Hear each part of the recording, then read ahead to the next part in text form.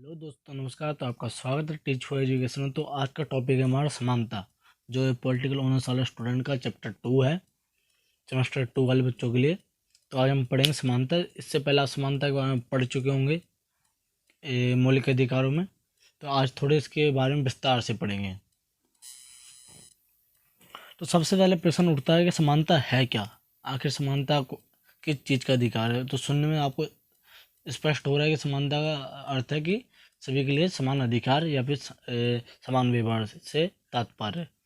तो इसकी परिभाषा है, समानता का सामान्य अर्थ है कि समाज में रहने वाले प्रत्येक व्यक्ति को बिना किसी भेदभाव के समान अधिकार व सुविधाएं प्राप्त होना। मतलब कहने का अर्थ है, समाज में जो जो व्यक्ति रहता है उसको समान अधिकार व समान सुविधाएं प्राप्त होनी चाहिए। चाहे वो अमीर हो, चाहे वो गरीब हो, चाहे ऊंची जात का हो, चाहे छोटी जात का हो। कोई जात पात नहीं होना चाहिए, या फिर कोई आर्थिक रूप से या फिर सामाजिक रूप से कोई भेदभाव नहीं होना चाहिए।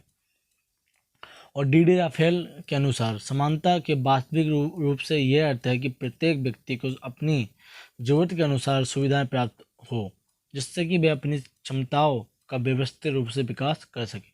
जो डी राफेल है, तो वो कहते हैं कि व्यक्ति को उसकी जरूरत के अनुसार समान सुविधाएं प्राप्त होनी चाहिए, जिससे कि वह अपनी क्षमताओं का विकास कर सके और अपने परिवार या अपना खुद का भी विकास कर सके। तो आगे बढ़ते हैं। तो लास्की के अनुसार स्वतंत्रता ने समानता है, मैं स्वतंत्रता लिख दिए बाय मिस्टेक। ये लास्की के अनुसार समानता क्या है। उन्होंने समानता के लिए निम्न स्थिति होना अनिवार्य बताया है। जो लास्की हैं, तो वो कहते हैं कि समाज में किसी भी प्रकार की विशेष अधिकार ना हो। वो कहते हैं कि समाज में किसी के लिए भी विशेष अधिकार ना हो। जैसे कि हमारे समाज में कई लोग शिक्षा के लिए आरक्षण या अन्य चीज़ों के लिए आरक्षण या विशेष अधिकार बनाए गए हैं, तो वो ना हो। इनका कहना है प्रत्येक व्यक्ति को अपनी क्षमता के अनुसार अवसर प्राप्त हो। ये कहता है कि प्रत्येक व्यक्ति उसकी जितनी क्षमता है उसके हिसाब से उसको अधिकार मिलने चाहिए, उसको कार्य करने का अधिकार होना चाहिए। जैसे कि कोई भी व्यक्ति है, अगर वो पढ़ा लिखा है और उसके अंदर कोई भी, जैसे कि आपने कंप्यूटर सीख रखा, तो आपको कंप्यूटर चलाना आता है, लेकिन आपके हुलिये के कारण आपको वो जॉब आपको नहीं दी जा रही है आपके लुक की वजह से, तो ये एक असमानता होगी। समाज में सामान्य लाभ बिना किसी रुकावट के लाभ प्राप्त होना। जो समाज के सामान्य लाभ हैं वो बिना किसी रुकावट के प्राप्त हो। मतलब जो सामाजिक क्रियाएं होती हैं उनमें तुम्हें स्वतंत्र और समानता से भाग लेने का मौका मिले। आर्थिक व सामाजिक शोषण का न होना। तो आर्थिक रूप से आप देखते हो कि अमीर गरीब का भेदभाव मतलब कई वर्षों से चलते हुआ आ रहा है कि ये अमीर है गरीब है। अभी से नहीं, बहुत पहले से राजाओं के ज़माने में चलते हुआ आ रहा है कि ये कुमार है, ये किसान है, और ये धोबी है, ये राजा है। तो सब में असमानता का बहुत चीज़ देखने को मिलता है। तो इस चीज़ को ख़त्म करने के लिए बोलते हैं। और समानता का वास्तविक अर्थ आखिर है क्या। समानता का अर्थ सिर्फ ये नहीं होता कि सभी को हर स्थिति में समान सुविधाएं प्रदान हो जाएं। समानता व्यक्ति की स्थिति और क्षमता आदि पर निर्भर करती है। मतलब समानता का अर्थ ये नहीं होता कि सभी को समान स्थिति या सुविधा प्राप्त की जाए। इसका अर्थ होता है कि समानता व्यक्ति की स्थिति और क्षमता पर निर्भर करती है। ये नहीं कि अगर आप एक बच्चा आरडी फेल है और एक बच्चा 10वीं पास है, उसको भी वही जॉब मिल रही है, वही जॉब आरडी फेल वाले को भी मिल रही है। तो कहने का अर्थ है कि व्यक्ति की क्षमताओं को भी देखा जाए और व्यक्ति की बुद्धि को भी देखी जाए कि व्यक्ति किस कार्य के लिए निपुण है, ना कि ये कि किसी भी कार्य के लिए किसी भी व्यक्ति के लिए बोल दिया जाए। जैसे एक किसी मैकेनिकल इंजीनियर किसी मशीन बनाने में अच्छा है, तो इसका मतलब ये नहीं कि कोई टीचर वो चीज़ को कर सकता है। समझ आया। तो समानता के प्रकार। तो समानता के कई प्रकार हैं, तो हम पढ़ते हैं समानता के अलग अलग प्रकारों के बारे में। पहला है प्राकृतिक समानता। तो प्राकृतिक समानता क्या है। मानव कई संदर्भों में अलग अलग है, जैसे उसकी मानसिक समझ क्षमता, मनोवैज्ञानिक तथा शारीरिक क्षमता। इसके बावजूद भी मानव रूप को एक समान अधिकार या स्वतंत्रता प्रदान की जाती है। मतलब कहने का अर्थ है कि जो व्यक्ति है, वो अपने लुक वाइज अलग है, अपनी बुद्धि से अलग है, अपनी शारीरिक बनावट से अलग है, अपनी शारीरिक शक्ति से अलग है, उसके बावजूद भी सभी को समान अधिकार प्राप्त होते हैं। ये होगी हमारी प्राकृतिक समानता। प्रकृति सभी को समान मानती है। जिस प्रकृति में हम रहते हैं कि हर व्यक्ति को जिस तरह जो भोजन हम खाते हैं वो अमीर लोग भी खाते हैं, गरीब लोग भी खाते हैं और मध्यम वर्ग के लोग भी खाते हैं। तो प्रकृति के सामने क्या है, सभी समान है, कहने करती है। और सामाजिक समानता, सामाजिक समानता का सामान्य अर्थ है कि किसी व्यक्ति को बिना किसी भेदभाव के अपनी क्षमताओं के विकास का अवसर प्राप्त होना चाहिए, जिससे कि वह सामाजिक अधिकारों, अभिव्यक्ति की स्वतंत्रता तथा समाज के संसाधनों का व्यवस्थित रूप से लाभ उठा सके। मतलब कहने का अर्थ है इसमें सामाजिक समानता में कि समाज में जो व्यक्ति रहता है उसे बिना किसी भेदभाव के अपनी क्षमताओं या अपने कार्य को प्रदर्शन करने की समानता होनी चाहिए। अगर तुम एक अच्छे कुक हो तो आप एक अच्छा रेस्टोरेंट खोल सकते हो, आपको ये अधिकार है। चाहे आप गरीब घर से बिलोंग करते हो, चाहे अमीर से बिलोंग करते हो, चाहे मध्यम वर्ग से यानी मिडिल क्लास से। यदि आप आपको पढ़ने की आप पढ़ने में बहुत अच्छे हो लेकिन आपकी आर्थिक स्थिति ठीक नहीं है, तो सरकार द्वारा आपको इस चीज़ के लिए सुविधाएं प्रदान की जाएं सामाजिक रूप से, समाज उस चीज़ को बढ़ावा दे।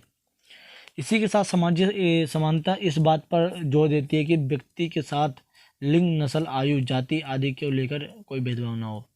जो सामाजिक समानता ये भी कहती है कि समाज में रहने वाला प्रत्येक व्यक्ति को समान अधिकार प्राप्त है, तो उसको लिंग, नस्ल, आयु और जाति के आधार पर कोई भेदभाव नहीं होना चाहिए। जो हमारे समाज में ज़्यादा चलता है कि ऊंची जात, नीची जात, या फिर ये इस जात का है, उस जात का है, जो बहुत पहले चला आ रहा है, तो ये चीज़ को ख़त्म करने के लिए बोलता है सामाजिक समानता। और राजनीतिक समानता बारे में पढ़ता है कि राजनीतिक समानता आखिर क्या बोलती है। तो राजनीतिक समानता का मुख्य अर्थ यह है कि सरकार में रहने वाले प्रत्येक व्यक्ति को राजनीतिक गतिविधियों में भाग लेने का समान अवसर प्राप्त हो।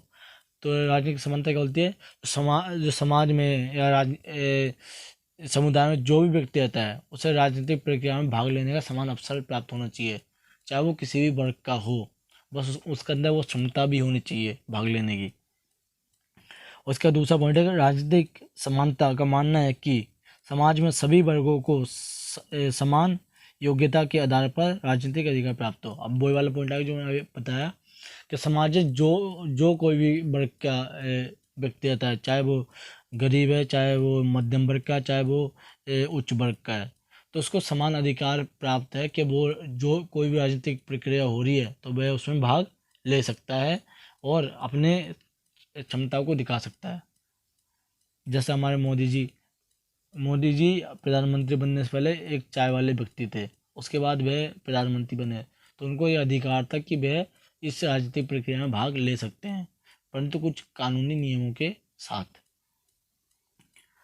सामाजिक नागरिक के पास ये समान अधिकार होना चाहिए कि वह देश की राजनीतिक गतिविधियों में भाग ले सके।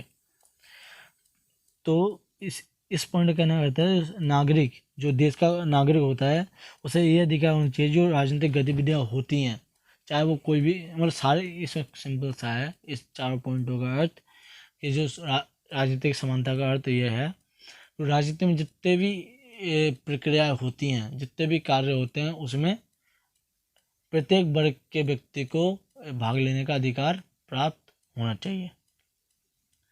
और राजनीतिक अधिकार जैसे कि कौन से वोट देने का अधिकार और राजनीतिक गतिविधियाँ जो भी होती हैं, ये इन सब अधिकारों में क्या है, सभी वर्गों का सभी वर्ग सम्मिलित होते हैं। जब वोट देने जाता है तो हर व्यक्ति वोट देता है, चाहे वो किसी भी वर्ग का हो। राजनीतिक समानता का अर्थ ये हो गया। आगे बढ़ते हैं आर्थिक समानता। आर्थिक समानता का अर्थ आपको स्पष्ट नजर आता है कि आर्थिक रूप से व्यक्ति को समान अधिकार प्राप्त होना चाहिए। तो इसमें क्या बोलता है, तो आर्थिक समानता का अभिप्राय यह नहीं कि प्रत्येक व्यक्ति को समान वेतन, कार्य में समान व्यवहार की सुविधा दी जाए। मतलब आर्थिक समानता का अर्थ ये नहीं है कि हर व्यक्ति को समान व्यवहार की सुविधा मिल रही है और समान वेतन मिल रहा है, समान कार्य करने को मिल रहा है। मतलब किसी कंपनी में कोई व्यक्ति मैनेजर है तो एक मैनेजर है, एक नॉर्मल कर्मचारी है, तो इसका मतलब ये नहीं कि दोनों की सैलरी समान होगी और दोनों को इज्जत समान मिलेगी। इसका सामान्य अर्थ है कि प्रत्येक व्यक्ति को अपने जीवन को चलाने के लिए पर्याप्त अवसर प्राप्त हो। इस समाज अर्थ संबंध का अर्थ क्या है? इसका अर्थ ये नहीं कि प्रत्येक व्यक्ति को समान वेतन या समान कार्य करने की समानता हो, कि एक मैनेजर और नॉर्मल कर्मचारी बराबर की वेतन प्राप्त करते हैं और बराबर के अधिकार मिलते हैं। इसका सामान्य अर्थ है कि प्रत्येक व्यक्ति को अपने जीवन को चलाने के लिए पर्याप्त अवसर मिले। मतलब कोई भी व्यक्ति है उसको ये समान अधिकार है कि वह अपने जीवन को चलाने के लिए कोई भी कार्य कर सकता है जो उसके क्षमता के अनुसार हो। इसका अर्थ ये नहीं कि तुम समानता का कोई भी नेगेटिव रूप में यूज कर रहे हो। और इसी के साथ व्यक्ति को बिना किसी भेदभाव के उसे उसकी न्यूनतम आवश्यकता के साधन प्रदान किए जाएं। और आर्थिक समानता क्या कहती है कि अगर कोई व्यक्ति अपना जीवन चलाने के लिए समर्थ नहीं है, उसके पास साधन नहीं है, तो सरकार द्वारा उसको वो साधन प्राप्त कराए जाए जिससे कि वह उसका खुद का विकास कर सके। जैसे कि हमें सरकार द्वारा क्या मिलती है, मुफ्त शिक्षा प्राप्त है 8वीं तक। सारी सरकार पैसे देती है ड्रेस के लिए और अन्य कार्यों के लिए, बुक्स के लिए फ्री बुक्स देती हैं और भी लाइब्रेरी उपलब्ध कराती है, बहुत सी चीज़ें हैं तो जो विकास करने में हमारी मदद करती हैं।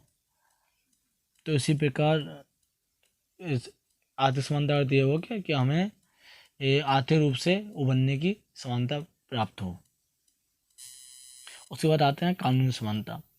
अब कानूनी समानता का सामान्य अर्थ कानून की प्रक्रिया के समक्ष समान होने से है। तो कानूनी समानता का सामान्य अर्थ क्या हुआ कि कानून के सामने समान होने का अर्थ कि कानून के सामने सब व्यक्ति क्या हैं, बराबर हैं।